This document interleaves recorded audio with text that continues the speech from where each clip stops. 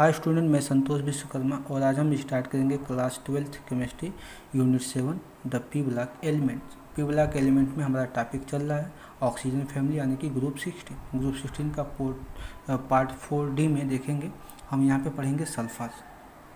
ठीक है, सल्फर के मेनी एलोट्रॉप्स होते हैं यानी कि मेनी को हम यहाँ पे न्यूमेरस बोल सकते हैं। सल्फर हैविंग न्यूमेरस एलोट्रॉप्स, इसमें एलोट्रॉप्स होते हैं। एक येलो कलर का होता है, एक मोनोक्लिनिक होता है। तो जो येलो कलर का होता है उसको रोम्बिक बोलते हैं, एक होता है मोनो। यहाँ पे देख भी सकते हैं, यहाँ पे लिखा हुआ भी sulphur form numerous allotrope of which the yellow rhombic it is also called alpha sulphur and monoclinic it is also called beta sulphur are most important. ये एलोट्रॉप्स होते हैं सल्फर के। देखिए यहाँ पे जो रोम्बिक है यानी कि रोम्बिक मीन्स अल्फा सल्फर, तो alpha sulphur and beta sulphur. अब जानते हैं यहाँ पे बताया गया है कि अल्फा सल्फर को हम येलो रोम्बिक बोलते हैं, इसको हम बोलते हैं मोनोक्लिनिक। ये दोनों S8 के फॉर्म में स्टेबल होते हैं, दोनों S8 के फॉर्म में स्टेबल होते हैं। लेकिन अगर इन साइक्लो फॉर्म में हो, साइक्लो फॉर्म में हो, साइक्लो मतलब क्लोज स्ट्रक्चर हो, मतलब साइक्लिक फॉर्म में, जैसे लाइक का बेंजीन। देखिए इसको बेंजीन नहीं है, ये साइक्लोहेक्सेन है। As like a cyclopropane, as like a cyclobutane. तो ऐसे ही जब ये साइक्लो फॉर्म में होते हैं तो उस फॉर्म में ये S6 बनाते हैं, S6। तो S होता है S8 होता है, ये भी स्टेबल है। लेकिन जो अल्फा सल्फर बीटा सल्फर जो होते हैं S8 के फॉर्म में पाए जाते हैं, ये स्टेबल होते हैं और S6 भी स्टेबल होता है। देखते हैं यहाँ पे जो S6 होता है, इनका शेप होता है क्राउन शेप में होता है, या इसी को बोल सकते हैं बोट शेप, इसको बोट शेप भी बोल सकते हैं। और S6 जो होता है, S6 ये चेयर शेप में होता है, चेयर शेप में ये होता है, ये चेयर शेप होता है। कैसे होते हैं, अगर हम S8 का बनाएं तो देखिए सल्फर या फिर दीजिए सल्फर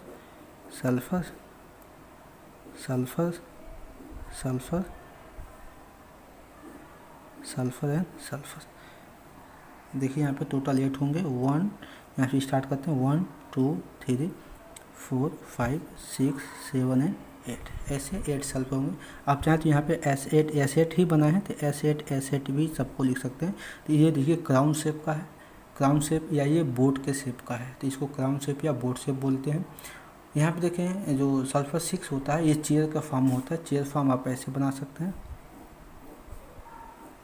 देखिए ये चेयर के फॉर्म में, देखिए पूरा चेयर के फॉर्म में है, यानी कि यहाँ पे एक सल्फर, यहाँ पे भी सल्फर, यहाँ पर भी सल्फर, यहाँ पर भी सल्फर, यहाँ पर भी सल्फर और यहाँ पर भी, टोटल 6 सल्फर होंगे। 1 2 3 4 5 एंड 6, यानी कि यहाँ पे S6 सल्फर है और ये क्या है, यहाँ पे S8 सल्फर है। तो देख लेंगे, इस फिगर को नीचे भी ड्रा किया गया है, देख लेंगे। अगर सल्फर में अगर S8 में देखा जाए तो सल्फर का जो बॉन्ड लेंथ होती है 204 pm होती है। इस बॉन्ड लेंथ से आपको मतलब नहीं है, बस स्ट्रक्चर आपको पता होना चाहिए। बॉन्ड एंगल जो होता है 107 डिग्री का होता है। अगर S6 का देखा जाए तो S6 में 205 pm यानी कि पिकोमीटर का बॉन्ड लेंथ होती है, और जो एंगल होता है 102 डिग्री का एंगल्स होते हैं इसके। ठीक है, रोम्बिक सल्फर को हम अल्फा सल्फर बोलते हैं, आपको पता ही होगा। इसको येलो रोम्बिक बोल सकते हैं, yellow rhombic sulphur is called alpha sulphur. और ये रैपिडली सॉल्युबल होता है सल्फर डाइसल्फाइड, ऐसे कार्बन डाइसल्फाइड में, यानी CH2 में ये बहुत जल्दी से सॉल्युबल हो जाता है, लेकिन वाटर में सॉल्युबल नहीं होता है। वाटर में सॉल्युबल नहीं होता है तो यानी कि ऑर्गेनिक कंपाउंड में सॉल्युबल होगा, like benzene, alcohol and ether, इसमें क्या होता है, ये सॉल्युबल हो जाते हैं। मोनोक्लिनिक की बात करते हैं, मोनोक्लिनिक को हम बीटा सल्फर भी बोलते हैं, और ये भी रैपिडली सॉल्युबल होता है कार्बन डाइसल्फाइड में यानी कि CH2 में। और अगर वेपर फॉर्म में बात करें कि वेपर, देखिए ये सब सॉलिड फॉर्म में होते हैं, जो S8 एंड S6 जो होते हैं ये सॉलिड फॉर्म में होते हैं।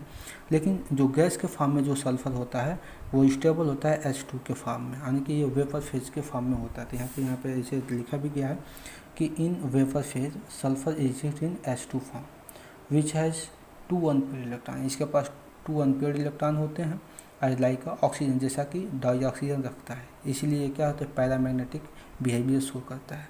पैरामैग्नेटिक मतलब ऐसे एलिमेंट्स जिनके पास अनपेयर्ड इलेक्ट्रॉन हो, ऐसे अनपेयर्ड इलेक्ट्रॉन हो तो उसको हम बोलते हैं पैरामैग्नेटिक।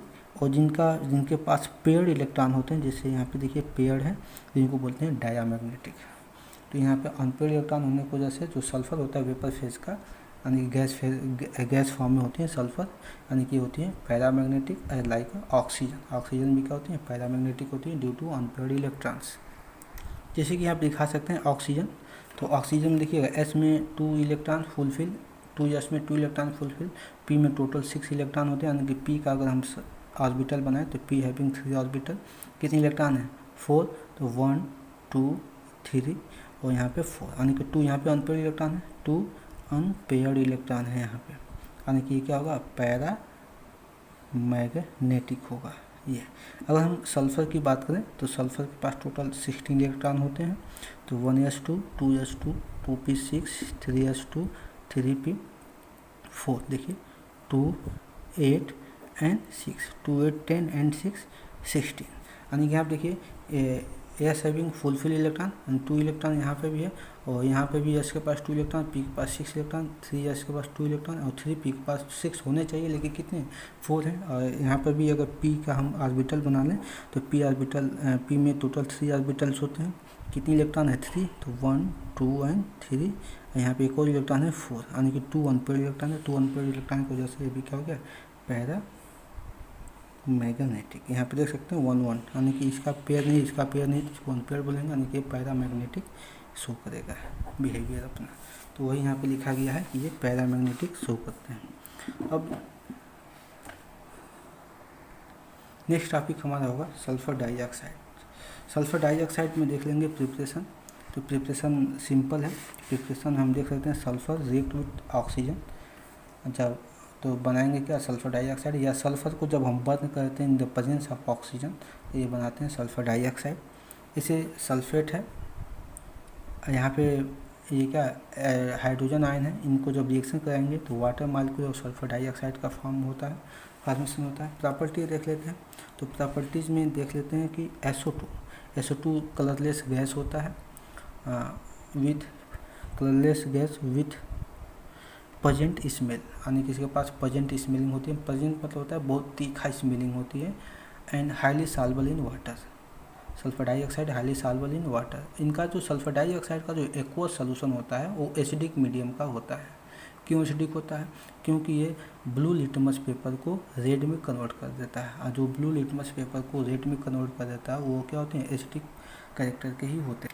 यहाँ हम देख लेंगे जैसे सोडियम हाइड्रोक्साइड को सल्फर डाइऑक्साइड से रिएक्शन करेंगे तो आपका सोडियम सल्फेट बनाता है और वाटर मालिक्यूल निकाल देता है। अगर सोडियम सल्फेट जो है इसका वाटर से और सल्फर डाइऑक्साइड से रिएक्शन कराते हैं तो सोडियम हाइड्रोजन सल्फाइड बना लेता है NaSO3। तो ये प्रॉपर्टीज़ में ही हैं इसके। Sulphur dioxide react with chlorine molecules, it form sulphuryl chloride, this is called sulphuric chloride SO2Cl2 sulfuryl chloride, and sulfur dioxide react with oxygen to form sulfur trioxide in the presence of vanadium pentaoxide। देखिए V2O5 क्या है, vanadium pentoxide है।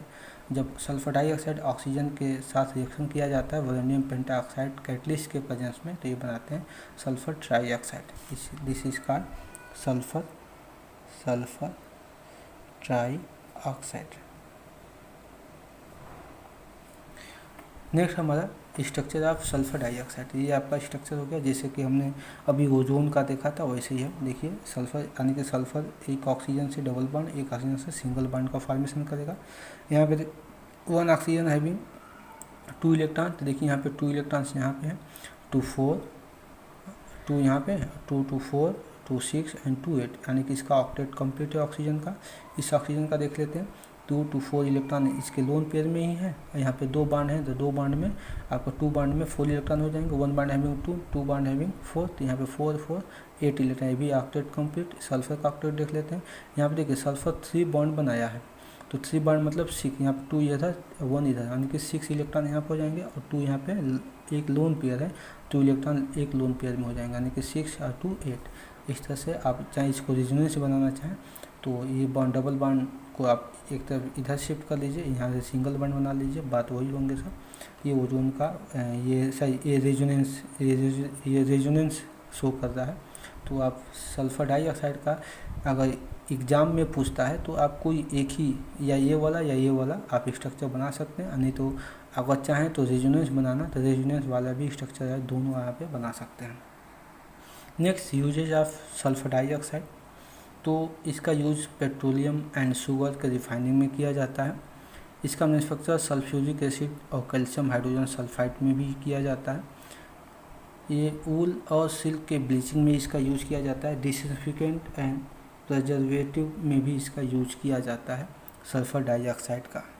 अगला topic हमारा sulphuric acid होता है। Sulphuric acid world wise बहुत ज़्यादा इंपॉर्टेंट होते हैं, क्योंकि सल्फ्यूरिक एसिड एक इंडस्ट्रियल में सबसे ज़्यादा इसका यूज किया जाता है सल्फ्यूरिक एसिड, जिसका फार्मूला होता है H2SO4। ये आपका सल्फ्यूरिक एसिड है। देखिए ये वर्ल्ड वाइड में इसका यूज होता है इंडस्ट्रियल केमिकल्स के फॉर्म में, वर्ल्ड वाइड इसका यूज होती है सल्फ्यूरिक एसिड का। देखिए सल्फ्यूरिक एसिड को हम कैसे प्रिपरेशन करेंगे, तो प्रिपरेशन ऑफ सल्फ्यूरिक एसिड यहाँ पे लिख सकते हैं प्रिपरेशन ये। तो प्रिपरेशन में देख सकते हैं कि यहाँ पे एयर है, यहाँ पे सल्फ़र है। देखिए एयर सल्फ़र को एक कंटेनर में डालेंगे और कंटेनर में डाल के दोनों को हीट करेंगे, यानी कि सल्फ़र को जब हीट करेंगे तो एयर के प्रेजेंस में ही होता है, यानी कि इसको कम्बसन होगा, यानी कि फर्नेस यानी कि एक चिमनी होती है, भट्ठी होती है, उसी में क्या करते हैं सल्फ़र को एयर के प्रेजेंस में उसको हम कम्बसन कराते हैं। कम्बसन के टाइम सल्फर डाइऑक्साइड का फॉर्मेशन होता है।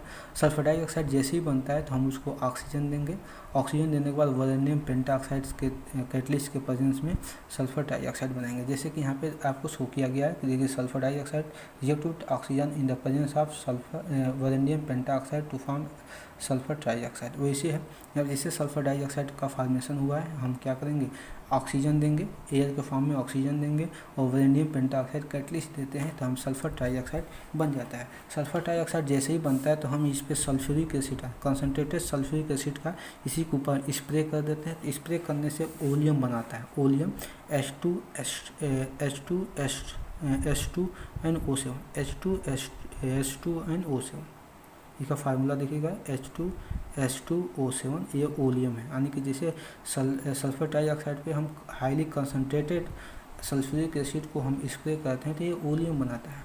और ओलियम में जैसे ही हम वाटर मिक्स करते हैं, वाटर हम बहुत स्लोली हम स्टेरिक रॉड से, यानी कि स्टेरिक रॉड के हेल्प से ही हम वाटर मिक्स करते हैं तो ये बनाता है आपका सल्फ्यूरिक एसिड, यानी कि H2SO4 बनाता है। ये आपका पूरा का पूरा प्रिपरेशन हो गया। अगर ये प्रिपरेशन आप कैसे भी करके इसको रिमेंबर कर लेंगे, लर्न कर लेंगे, एयर सल्फ़र को कंबाइन करेंगे, कंबसन कराएंगे फर्नेस में, सल्फर डाइऑक्साइड का फॉर्मेशन होगा, इसको एयर के प्रेजेंस में वैलेडियम पेंटाऑक्साइड कैटलिस्ट देते हैं, सल्फर डाइऑक्साइड बनता है। जैसे सल्फर डाइऑक्साइड बनेगा उस पर हम highly concentrated sulphuric acid spray करते हैं, जिससे ओलियम का फॉर्मेशन होता है। ओलियम में जैसे वाटर क्या कहते हैं स्मॉल अमाउंट में हम ऐड करते हैं तो ये बनता है सल्फ्यूरिक एसिड। ये वीडियो बहुत ज़्यादा लॉन्ग हो चुका है, तो हम नेक्स्ट टॉपिक को नेक्स्ट पार्ट में हम डिस्कस करेंगे। तो ये हमारा यहीं पे पार्ट समाप्त होता है। Thanks for watching my this video.